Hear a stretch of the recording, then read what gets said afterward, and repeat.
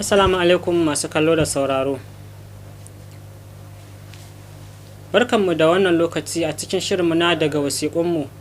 Zan ba ku wani bayani akan yanda idan namiji yana ƙaunarki da gaske ko kuma idan mace tana ƙaunarka da gaske za ku gane. Wannan yana taimakawa sosai wajen sanin ko dangantaka tana da tushe ko kuma a'a. Alamomin namiji yana ƙaunar mace da gaske su ne zan faɗo muku yanzu kamar haka. Na ɗaya, ya dinga nuna miki kulawa ko da baki nema ba. Idan ya lura da alamar kin gaji, kina nuna damuwa ko kuma ba kya cikin nishaɗi, yana ƙoƙarin tallafa miki. Sai na biyu, yana so ya dinga samun lokaci tare da ke. Namiji wanda yake ƙaunarki baya ɓacewa, yakan neme ki a duk wani shagalinsa. Sai kuma na uku, yana faɗa miki gaskiya. Idan har namiji yana ƙaunarki, zai dinga gaya miki gaskiya ko da ba ta da daɗi. Na huɗu, yakan saurare ki ko da kina magana akan wasu ƙananan abubuwa, zai dinga baki hankalinsa.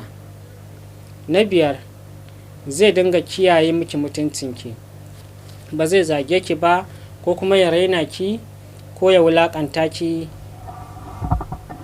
a cikin mutane, a fili ko kuma a cikin sirri. Sai kuma na shida, zai dinga nuna yana kare ki, ba dole ya zamo faɗa ba, amma yana so ya dinga kiyaye ki daga damuwa, daga cutarwa, daga kuma duk wani abu wanda zai ɓata miki rai. Sai na bakwai, zai dinga shirya miki rayuwa. Idan namiji yana nuna miki tsarin da ya shiryo akan gida, kamar misali aure, cikin gida da kuma wani tsari, wannan yana nuna soyayyarsa ta gaskiya ce. To wannan kenan. Za mu shiga ɓangaren mace idan tana son ka da gaske, inda za ka kula. Mace mai ƙaunarka ba ta raina ka, ba za ta yi wa namiji magana cikin isa da taurin kai ba. Za ta dinga tambayar ka halin da kake ciki, yaya kake, ka ci abinci, kana lafiya. Wannan ba tambaya ba ce ba kawai, kulawa ce ta gaskiya. Sai na uku, tana nuna damuwa idan ka shiga matsala. Idan wani abu ya same ka, ita ce za ta nuna ta damuwa ta gaske da farko. Sai kuma na hudu, tana baka lokaci. Ko da tana da aiki, tana ƙoƙari ta baka lokaci tare da ita. Sai kuma na biyar, ta dinga goyon bayanka a cikin bururrukanka, aikinka, rayuwarka, ba ta takura maka ko kuma ta rage maka daraja.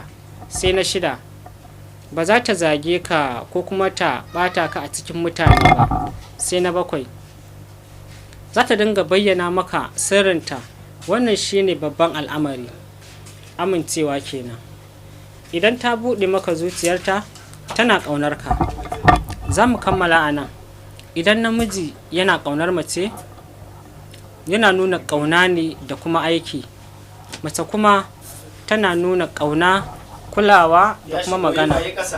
Na san za ku so in sanar da ku irin kalamai na ƙarya wanda idan mutum baya son ka, amma kuma yana nufin soyayya ta ƙarya ce, ko kuma yadda za ka kare kanka daga ɓacin rai daga soyayya. To ku dai ci gaba da kasancewa tare da ni a cikin wannan channel ɗin tawa mai suna Darasi. In wannan ne zuwanku na farko, muna buƙatar liking da subscription. Tare da ni da abokiyar aiki na Safira Aliyu. Sai an jima a kashi na gaba. Ku huta lafiya.